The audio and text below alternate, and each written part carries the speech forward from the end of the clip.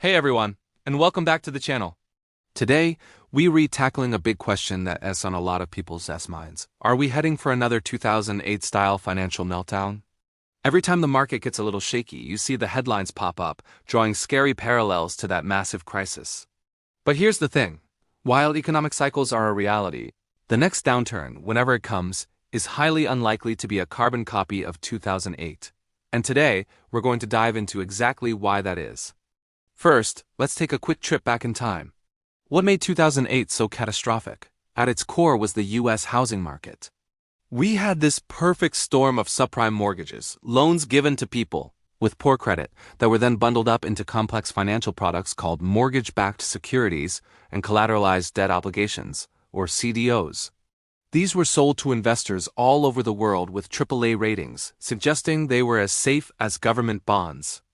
The problem was, they were built on a foundation of sand. When homeowners started defaulting on those risky loans, the whole house of cards came tumbling down. Financial institutions realized they were holding trillions of dollars in toxic assets.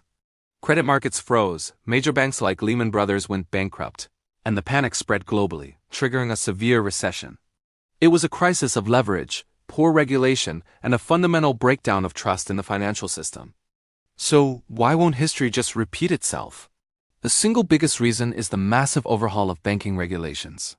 In response to the crisis, governments around the world, led by the US with the Dodd-Frank Act, put banks on a much tighter leash. Before 2008, banks were highly leveraged, meaning they had borrowed a ton of money relative to their own capital. When their investments went sour, they didn't have enough of a cushion to absorb the losses. Today, capital requirements are much stricter. Banks are forced to hold significantly more high-quality capital, basically a bigger rainy day fund to weather potential storms. Think of it like this. If a 2008-era bank was a tightrope walker with no safety net, today's banks are required to have a thick reinforced net below them. This makes them far more resilient to shocks. On top of that, we now have something called stress tests. Annually, major financial institutions are put through a simulated, severe economic crisis by regulators like the Federal Reserve. They have to prove that they can survive a deep recession, a stock market crash, and a real estate downturn without collapsing and needing a bailout.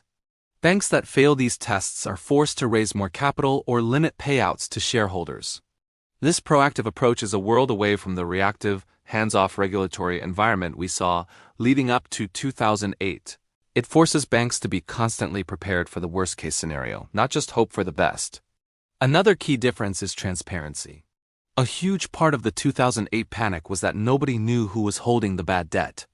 The financial instruments were so complex and opaque that even the banks themselves were unsure how exposed they were. It created a crisis of confidence where no one would lend to anyone else for fear they were on the brink of failure. Today, while the system is still complex, regulations have forced much greater transparency, particularly in the derivatives market.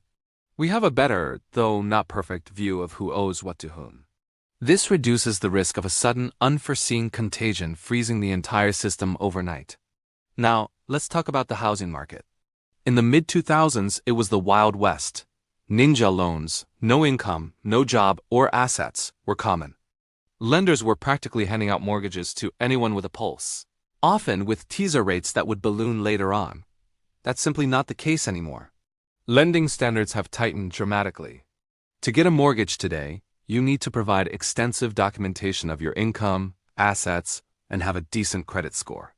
The reckless lending that fueled the housing bubble has been largely stamped out. While housing prices have certainly gone up, the underlying credit quality of mortgage holders is vastly stronger today than it was in 2006. We're not seeing that same systemic risk built on a foundation of bad loans. But this doesn't mean we're in the clear. It just means the next crisis will likely come from a different direction. So, where are the new risks? Many experts are looking at the world of corporate debt, particularly in the lower-rated, high-yield or junk bond space. For the past decade, low interest rates made it incredibly cheap for companies to borrow money. Many corporations, even some with shaky financials, have taken on massive amounts of debt. If we hit a significant economic slowdown and their revenues drop, they could struggle to make their debt payments. A wave of corporate defaults could certainly cause significant pain in the market, But it's a different kind of problem. Unlike the 2008 crisis, which threatened the core plumbing of the financial system itself, a corporate debt crisis would be more contained, though still very painful for investors and employees of those companies. Another area of focus is what's often called the shadow banking system. This refers to non-bank financial firms like private equity, hedge funds, and private credit funds.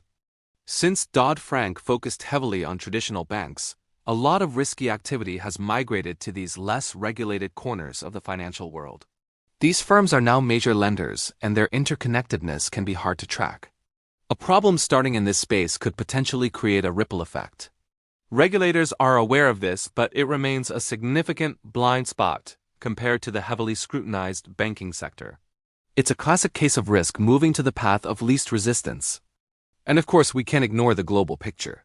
Geopolitical tensions, supply chain disruptions, sovereign debt crises in other countries. All of these are wild cards that could trigger a global downturn. A crisis today could be sparked not by a mortgage in Miami, but by a geopolitical event halfway around the world. The interconnected nature of our global economy means a shock in one region can quickly spread everywhere else. So what's the bottom line? The next financial downturn is not a matter of if, but when. Economic cycles are inevitable. However, the idea of a 2008 repeat, centered on the U.S. housing collapse and the implosion of major regulated banks, is highly improbable. The regulatory architecture has been fundamentally redesigned to prevent that specific scenario. The fortress walls around the banking system are much higher and stronger than they were. The real takeaway is that risk never disappears. It just changes form and moves to new places. The next crisis will have its own unique signature, likely stemming from areas like over-leveraged corporate debt, the less regulated shadow banking world, or a major geopolitical shock. It will be different, it will be challenging, and it will catch many by surprise.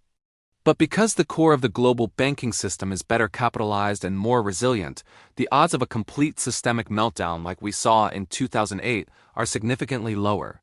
It's about being prepared for a new kind of storm, not fighting the last one. Thanks so much for watching. It's a complex topic, and I'd love to hear your thoughts in the comments below. Where do you see the biggest risks in the economy today? Don't forget to like this video if you found it helpful and subscribe for more deep dives into the world of finance and economics. See you in the next one.